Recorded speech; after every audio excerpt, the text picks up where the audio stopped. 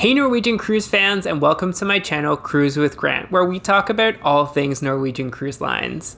In today's video, I'm going to share with you my top tips to make sure that your boarding day is smooth sailing.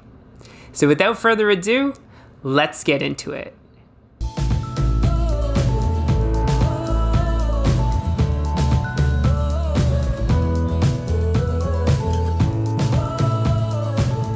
Coming in at number 5 is complete the online check-in. Now, a few weeks before your cruise, you'll receive an email reminder from Norwegian that online check-in is available. And you can access the online check-in through the NCL app by clicking on the check-in button that will take you to the NCL website, or you can go to the NCL website directly, where you'll be asked to provide information about yourself and any other guests that are traveling, including emergency contact information. You'll provide a picture that will be used to help you check in and off the ship. And you'll also be asked to provide payment information if you want to help with your onboard purchases.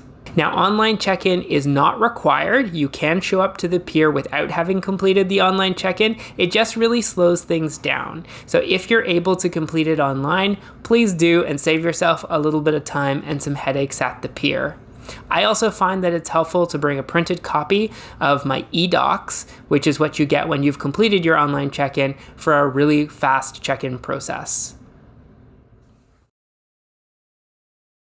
Coming in at number 4 is arrive the day before your cruise departs.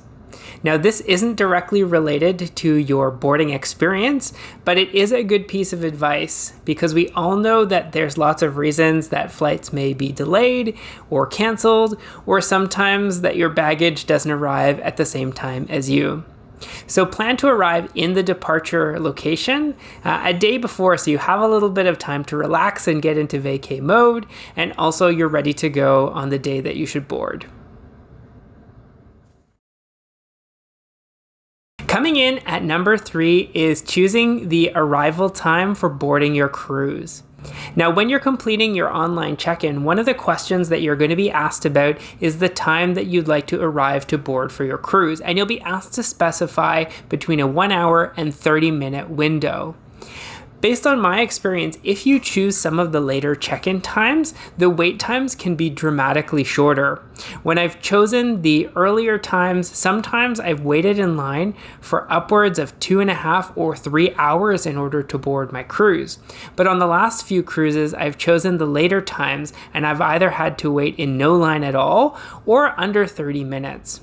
So if you want to spend a little bit less time on the cruise ship on the day of boarding, but you also don't want to wait in any lines, you may want to choose a later time for your check-in.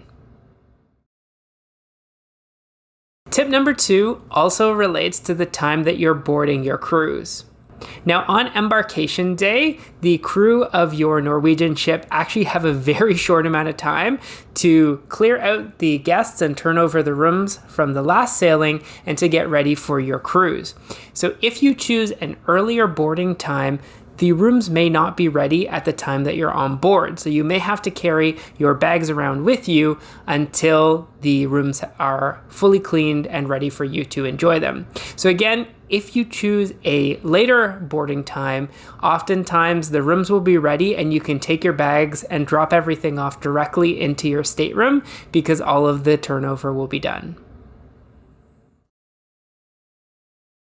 Now, tip number 1 also is building on a few of the tips that we've spoken about so far, and that's consider carrying your baggage on board yourself. Now, on embarkation day, there's going to be lots of porters who are available at the port area, and they're going to offer to pick up your baggage and take it on board. Of course, they're going to be looking for you to show them some love and give them a gratuity.